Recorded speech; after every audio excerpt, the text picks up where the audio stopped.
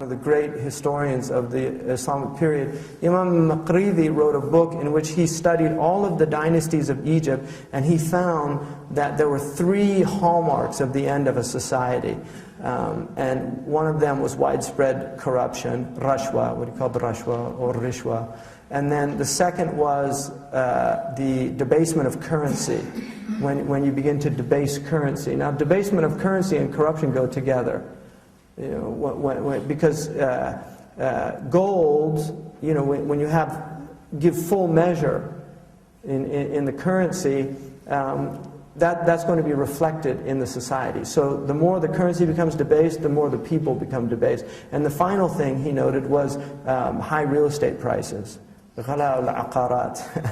those 3 things, he said, if you see those 3 things in a society, just, you know, 4 takbirat. You know, it's time to do a janazah for that culture. You know, now we're seeing in America, I would say 2 of them. The rashwa is still, it happens in very high places and in very low, but it's not a common occurrence for the average person. But certainly the other 2, the debasement of currency, fractional reserve banking is based on the idea of debasement of currency because it doesn't have any real value. But the point is that language it's very important to inculcate language skills. Grammar, we are a grammar-based community. Grammar is probably the single most important science that the Muslims have and have contributed to human civilization. Nobody before or after the Muslims has done for language what the Muslims did for language. Chinese, I mean, we didn't have Samuel Johnson. I mean, we had dictionaries in the English language are very late coming. The Muslims within 100 years were writing very serious dictionaries.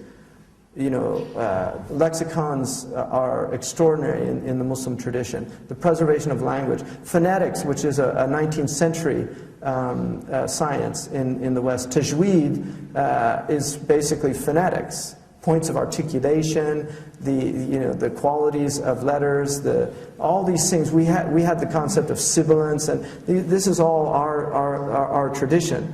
So language preservation is at the root of the Islamic tradition. And language preservation comes with 3, what in the West was traditionally called the trivium. Now we're getting into ta'lim. Ta'lim is the instruction, the idea of instructing young people in the arts. And the arts, in the West they call them the liberal arts because they freed the mind from certain natural habits of the mind. People appeal to emotion is a very easy thing. Demagogues use it all the time. Fear. I inherited a rhetoric textbook from my great-grandmother, Lillian Cummings, who was studied Bain's rhetoric in 1882 in Wichita Falls. And this is a high school textbook.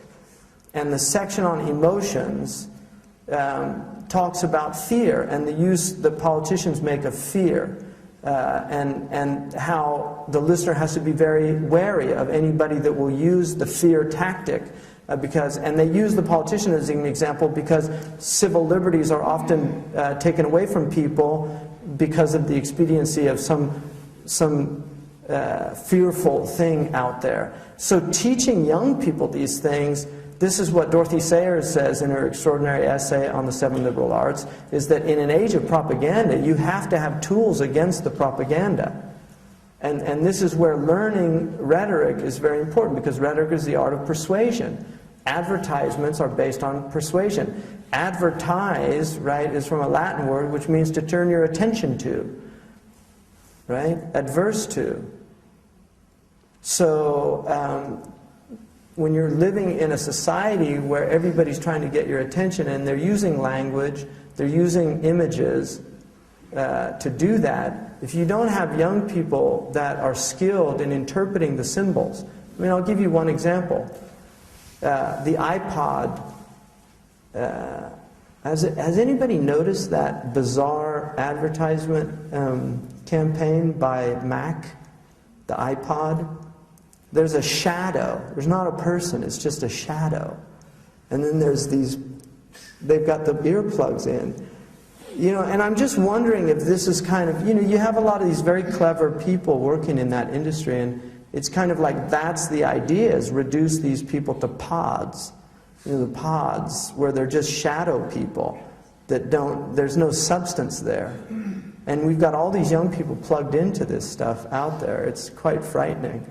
I mean, really walking around in another world, in a completely different world from us. Constant stimulation, you know, I mean, music is one of those powerful forces, which is why it was a major concern of Plato in the Republic, because of ethos theory and the impact that music has on the emotions and on the self. So that, you know, the idea of